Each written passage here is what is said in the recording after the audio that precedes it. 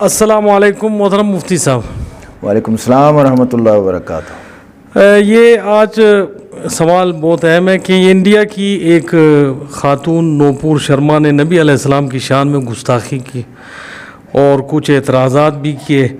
ان اعتراضات کی کیا حقیقت ہے، اس پر آپ روشنی ڈالیں۔ بسم اللہ الرحمن الرحیم والصلاة والسلام علی سید الانبیاء والمرسلین محمد وآلہ وصحبہ اجمعین الی یوم الدین۔ دیکھیں، صاف بات یہ ہے کہ جو اس نے الفاظ کہے، میں نے بھی وہ ویڈیو دیکھی ہے، اور اس کے اندر اس نے 3 باتوں پہ اعتراض کیا ایک قسم کا، اور اس نے جو ہے نا یہ کہا کہ میں اس پہ مذاق اڑاؤں۔ آخر میں یہ بھی وہ خاتون کہہ رہی تھی، اور اس میڈیا کے اوپر ایسے نہیں بولنا چاہیے۔ ٹھیک ہے، آپ یہ کہہ سکتے ہیں کہ جی آپ کی کتاب قرآن پاک میں گھوڑے اڑنے کا ذکر ہے، ٹھیک ہے، جیسا کہ حدیث پاک میں بھی موجود ہے کہ نبی علیہ السلام مدینہ سے مکہ براق پہ گئے، اور براق ایک سواری تھی جو کہ جے نماز کی طرح تھی، بعض روایت میں اس کے برعکس بھی ہیں، تو وہ اڑنے والی ایک چیز تھی۔ یہ معجزہ تھا ہمارے نبی کا، ہمارا اعتقاد ہے ہمارا، اور اڑنے والے گھوڑوں کا ذکر تو پورے قرآن میں مجھے نہیں ملا کہیں۔ میں نے بہت کوشش کی کہ مجھے ملے، اور ہو سکتا ہے کہ مجھے نہ ملا اور کہیں پہ ہو گھوڑے اڑنے والوں کے بارے میں۔ اب جو مجھے معلوم ہے تو وہ میں آپ کو بتا دیتا ہوں۔ اچھے اور تیز گھوڑوں کا ذکر سورہ صافات میں عرض علیہ بالعشی الصافات الجیاد، کہ جب شام کے وقت انہیں اچھے تیز رفتار گھوڑے پیش کیے گئے، یہ ذکر چل رہا ہے کسی کا، تو اس میں پھر اللہ تعالیٰ نے اس کو ذکر فرمایا ہے۔ اور والعادیات ضبحاً بھی سورہ عادیات کے اندر موجود ہے کہ ہانپتے ہوئے دوڑنے والے گھوڑوں کی قسم اللہ تعالیٰ نے کھائی ہے۔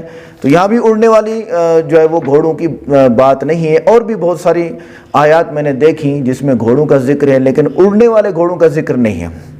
آگے آتے ہیں کہ کیا دوسرا جو اس نے سوال کیا کہ آج کے دور میں سائنس کہتی ہے کہ زمین چپٹی نہیں ہے، زمین گول ہے، یہ اس کا تھا۔ تو اس نے کہا میں اس پہ مذاق اڑاؤں آپ کا کہ قرآن میں لکھا ہوا کہ زمین گول ہے، زمین چپٹی ہے، اور سائنس کہتی ہے زمین گول ہے، تو میں آپ کا جو ہے وہ اڑاؤں، مذاق اڑاؤں آپ کا، آپ کے قرآن کا مذاق اڑاؤں۔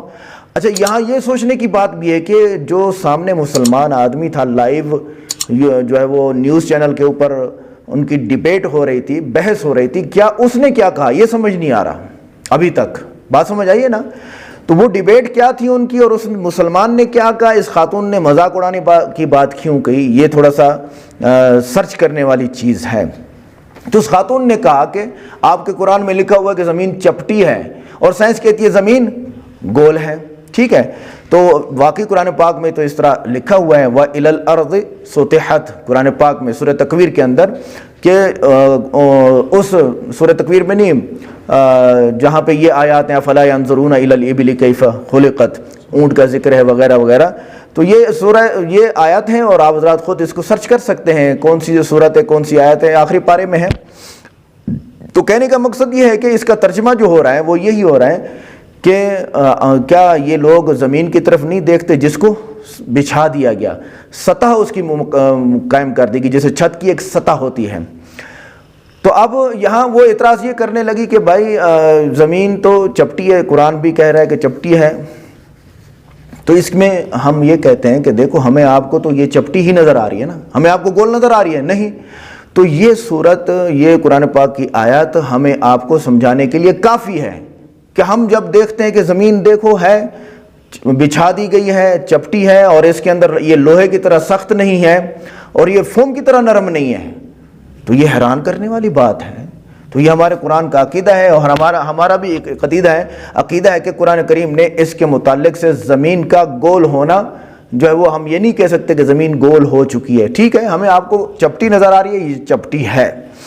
آگے پھر جب ہم دیکھتے ہیں اس کو قدیم زمانے میں مفسرین کرام نے بھی یہ بولا ہے کہ زمین گول ہے، یہ تو مشاہدے سے ثابت ہے۔ آج سائنس جب یہ لوگ ناسا والے اوپر جاتے ہیں تو زمین گول نظر آتی ہے، بالکل گول نظر آتی ہے، اور ہمیں آپ کو تصاویر میں اور سائنس میں ہم جہاں بھی پڑھتے ہیں تو ہمیں آپ کو دکھایا جاتا ہے کہ زمین گول ہے، تو اس کو ہم مانتے ہیں۔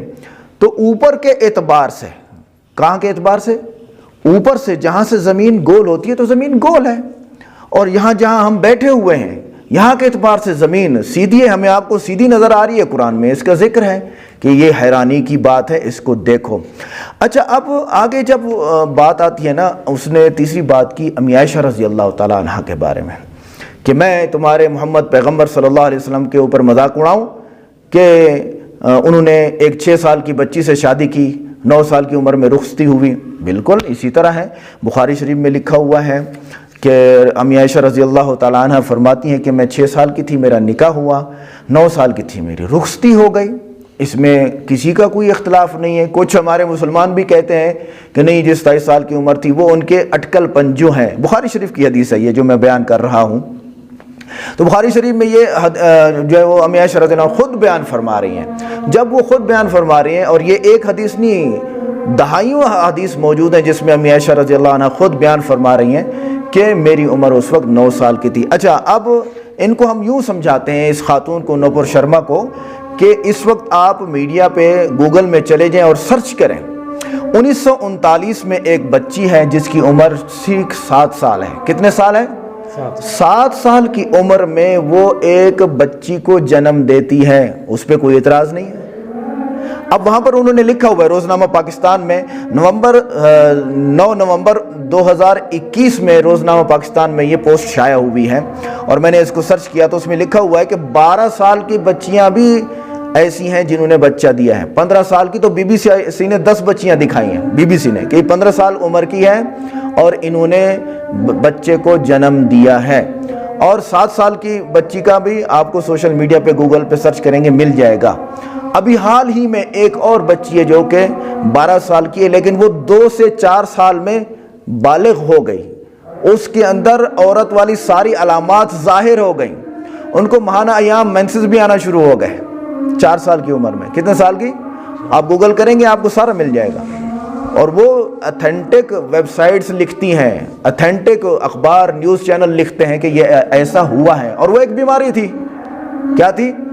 اور 12 سال کی عمر میں وہ بچیاں بڑی عورت کی طرح نظر آ رہی ہیں. اب اسی طرح میں جب گیا ہوں خود, الحمدللہ مجھے جانے کا موقع ملا مکہ میں اور مدینہ میں, تو ہم نے دیکھا کہ بھئی وہاں پر 10 سال کے بچے وہ 14 سال کے نظر آتے ہیں, اور بعض گرم علاقوں میں 10 سال کی بچیاں وہ بالغ ہو جاتی ہیں, وہ اس قابل ہو جاتی ہیں کہ وہ بچہ پیدا کر سکیں, وہ اس قابل ہو جاتی ہیں کہ وہ جو ہے وہ شادی کر سکیں.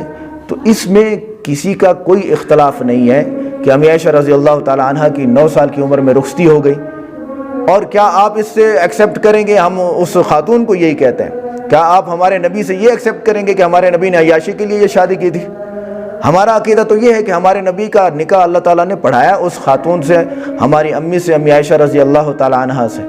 ہمارا نکاح اللہ نے, ہمارے نبی کا نکاح اللہ نے پڑھایا ہے, اور اللہ تعالیٰ نے فرما دیا کہ یہ آپ کی بیوی ہیں.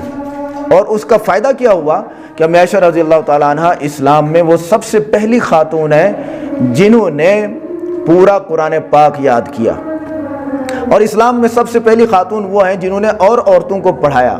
تو نبی کی صحبت میں رہ کے جو پس پردہ مسائل ہیں ان کو انہوں نے یاد کیا اور امت تک پہنچایا ہے. اور جس مسئلے میں صحابہ پھنس جایا کرتے تھے وہ آ کے ان سے پوچھتے تھے, اور امی عائشہ رضی اللہ تعالی عنہا پردے میں وہ مسائل بتایا کرتی تھی جس سے امت میں خوب دین پھیلائے. ہمیں تو یہی نظر آتا ہے کہ یہ مقصد تھا.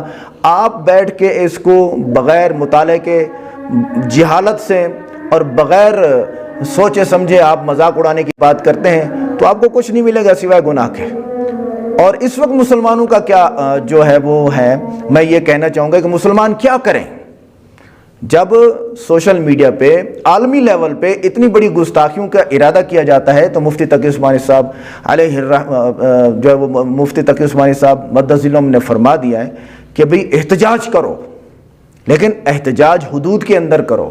اپنی حکومت کو آپ اس پہ مجبور کر دو کہ وہ اس معاملے کو کی روک تھام کے لیے جو ہے وہ جڑ جائے, پولیس آ جائے, فوج آ جائے, ہاں بھی یہ غلط ہے اس کو روکو, ہر مذہب کے لیے یہ ضروری ہے.